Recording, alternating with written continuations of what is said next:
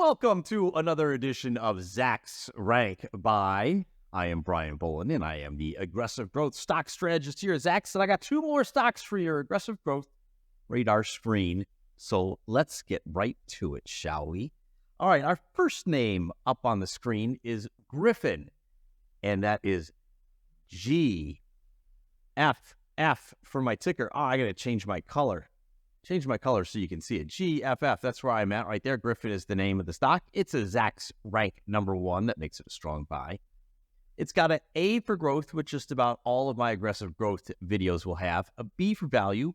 Normally, I like to see that a weaker value score, but this week I decided to do a little something different. I want to take a look at these big names. This is diversified operations. We're trying to figure out, what does Griffon do? I mean, it's a $3.5 billion company, and it has a good-looking chart.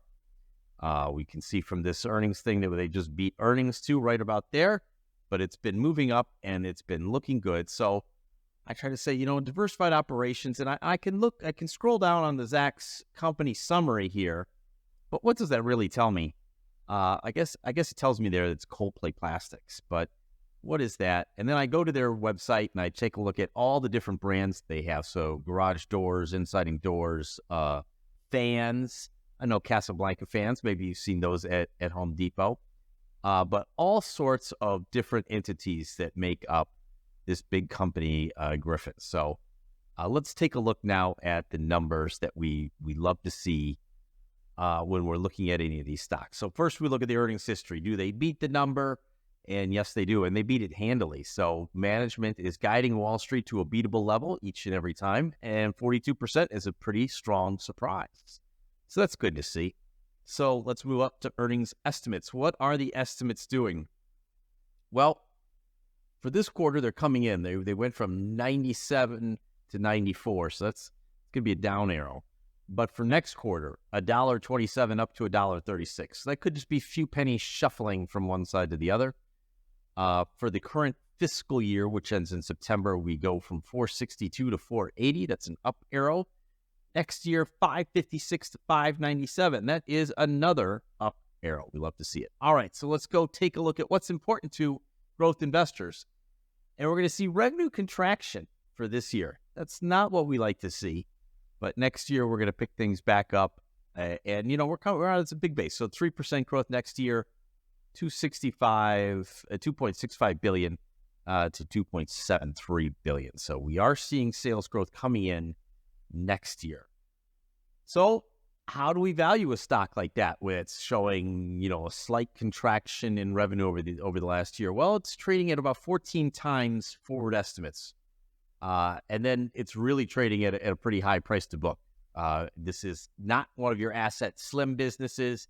This is a big, big company with lots of moving parts and things. So trading it at a big valuation to book. So 1.3 price to sales is good.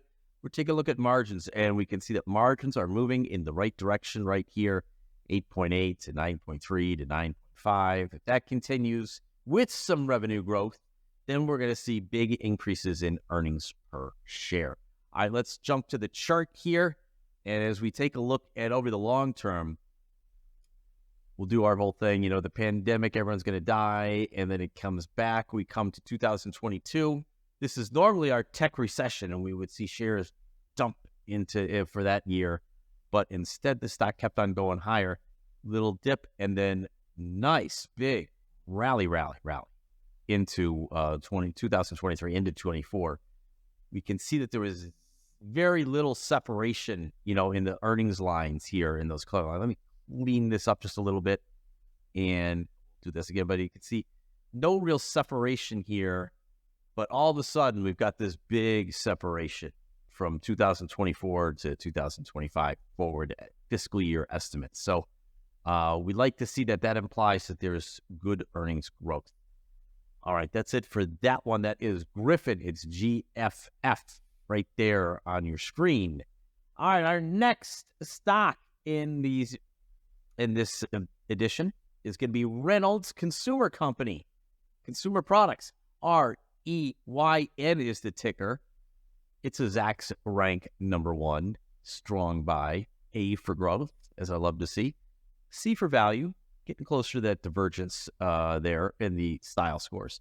They're a consumer products company, and it's a little bit, this one's a little bit more familiar. It's the Reynolds wrap. It's hefty. It's all those sorts of things. Paper plates, disposable things, that sort of stuff. So nice chart here, too. We're looking at here. We get to that 45-degree angle with the recent earnings beat right here. Not a big one, though, as I can tell from that chart. Let's go right to our numbers that we normally look at. And we can see, are you beating the number? Well, you met the number right there, and you beat handily the next quarter. Next quarter, you beat by a penny. Then you beat by 3 cents. So you're beating the number, but not like Griffon is. So 42% compared to 5%. All right, but let's check out what's a little bit more important than the beats. It's what are we going to do for you next? And that's earnings estimates moving up. So from 15 cents up to 22 cents, from 35 cents up to 36 cents, from $1.53 this year to $1.61 for this full year. Next year, $1.64 up to $1.71. So all the earnings estimates are looking good for Reynolds Company, Reynolds Wrap. Now, again, we see the same thing as we saw in Griffon for these, consumer staples sort of and discretionary items. A contraction in revenue for this year at 3.61 billion base. Next year, ticking up a little bit, 1.3%, right in that same ballpark, though. So, is it worth it to be getting along this stock? Well, let's take a look at the valuation. 17 times forward earnings. It's a little rich given the big contraction that it saw in the most recent quarter. Price to book is only 3 times, so that's good to see. And price to sales is 1.6 times. So, where are our margins? Well, our margins are dramatically moving up there from 6.3, 7.1 to almost 8%. So we love to see operating margins improving. And if we get that revenue growth, we know that earnings are going to go higher if we see improvements in efficiency. All right, so they came out in the pandemic, and that was terrible news, but they came up as everybody recovered, and then they came down, and they felt a little something in that tech recession. And it was trending down, but all of a sudden, I think we're turning that ship around, and I think we're headed up that way. So if we take a look at the idea of the space between our lines here, things have started to improve right about here. It's this way, and then now we've got a line up here. So we've got good opportunity for growth.